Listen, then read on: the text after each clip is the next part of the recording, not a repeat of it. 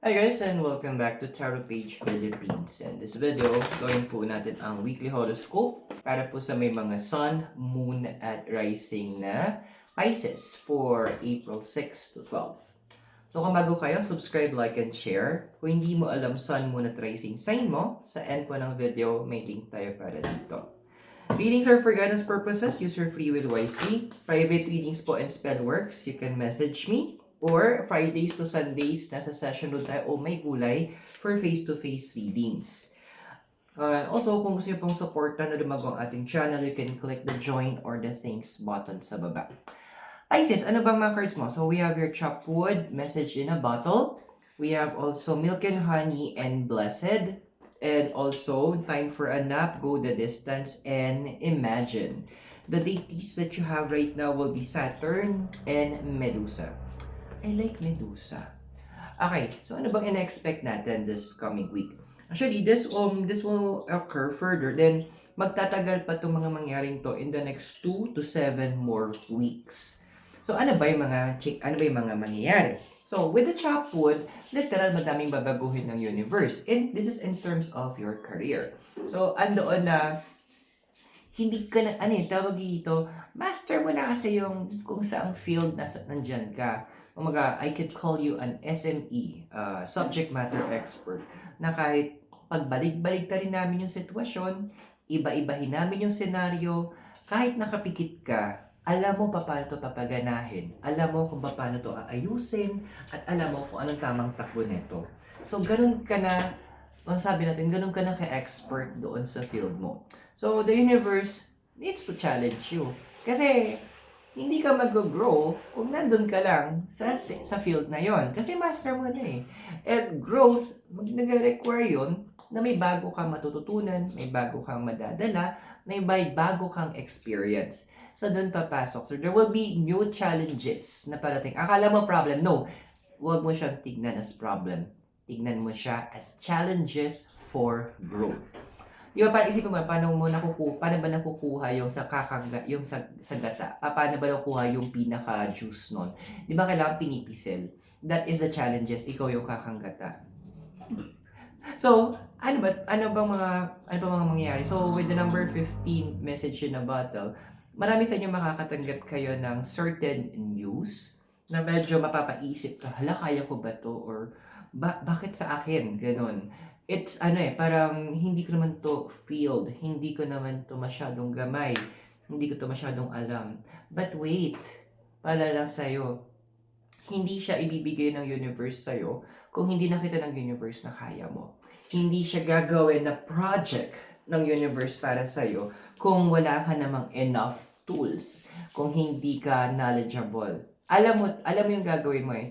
So, it's just that masyado mo lang na busy yung sarili mo in harnessing, making yourself a master in a certain process. So, medyo ida-divert naman yung attention mo ng universe. And this will be a good thing as well. Now, meron tayong milk and honey. So, you can take this as a warning na kasi be careful also in terms of your health. Kasi what I'm getting here is may mga iba sa inyo na abuso nyo na yung sarili nyo. Both hindi lang both pala. In terms of physical, mental, and financial. So, it is a good time right now na medyo and this will be, sinasabi ng milk and honey, time to take care of yung different types of health mo. Again, we have your physical, your mental, and your financial health. Kasi, of course, medyo interrelated sila eh. Kapag may sakit ka, madami kang ino-overthink, kaya iniisip, causes stress. Stress, magkakaroon ng physical problems. Physical problems, financial problems. So, iikot lang siya. And because of the financial problems, mag-overthink, malalo mo sa stress. So, i-break mo yung cycle. As early as now, kung may mga nararamdaman ka, huwag mo siyang ipagbaliwala. It's better to be safe than sorry. Yung sinasabi ng mga doktor nga, prevention is better than cure. Ayan. So, of course, acknowledge natin, seek professional advices from doctors. Because with the card of the blessed, andito na ang concern din ng card na to is ayun na yung kapag hindi mo naagapan, magiging cycle siya sa'yo. So, this is a moment na literal kailangan mong bigyan ng oras ang sarili mo. Kung of course, nagigets ko na medyo may mga stress factors since may bibigyan na bagong kailangan mong intindihan at aralin ang universe, skills na kailangan mong patalamin, maging matalim. Pero wag mo namang hayaan na sobra yun yung magda-drag down sa'yo. Kasi idadagdag din natin yung cards mo dito. We have here is time for a nap. Literal, kapag humingi ng pahinga yung katawan mo, itulog mo. Hindi yung tipong mamaya na, hindi yung tipong, ay katapusin ko muna to. Hindi lang yung tipong hindi lang ito about taking naps. Andun din na, kasi more on, ano po, tama itong reading, ginagawa ko reading pa, pero in regards to your health may mga may nakuha ko nagpipigil ng ihi, nalilipasan ng gutom kasi yung masyadong hyper-focus. Dude, matatapos yan. Andoon na mako-complete pa rin yung mga responsibilities na yan, yung mga tasks na yan, yung mga duties mong yan. Pero yung pananabutan mo sa physical body mo, Doy, ang hirap kaya pigil ihi, ganyan, walang tubig sa katawan. Ang hirap, mas magastos ang dialysis. Gusto ko rin palala sa'yo. Hindi ka kumakain. Good luck, diba, sa ulcer. Oh. Yung akala mo, mas may ma-achieve ka. Oo, may ma-achieve ka. Achieve mo pwede, sakit. So, iiwasan, ito take all of those as a warning. As early as now, gawa mo ng paraan na baguhin mo din yung lifestyle mo. Now, meron tayo ditong go the distance. So, this card is also advising na a lot of you guys needs to stay at home din. Andoon na, it's time din na makipag-connect ka sa mga families mo. Now, ito yung part dito pag sinabi ting family, hindi lang naman siya literal na kadugo mo, kapatid, magulang, no. Meron tayong, sa pagkakaintindi ko, may tatlong klase tayong pamilya. Una, ito yung biological family natin, mga kadugo. Pangalawa, ito yung pamilyang pinili natin. Mga kaibigan natin, yung best friend natin, yung close friends natin, yung mga kaibigan natin na nadapa tayo, bago tayo tulungan, tatawanan muna tayo. Yan, yung mga kaibigan yon. Those are your second family. The third family is your spiritual family. Who are they? Everyone. The universe.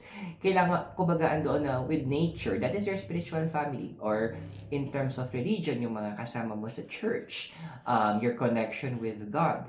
Yun yung spiritual family mo. So, it's time, sabi nga ng go the distance, time na mag-invest ka doon.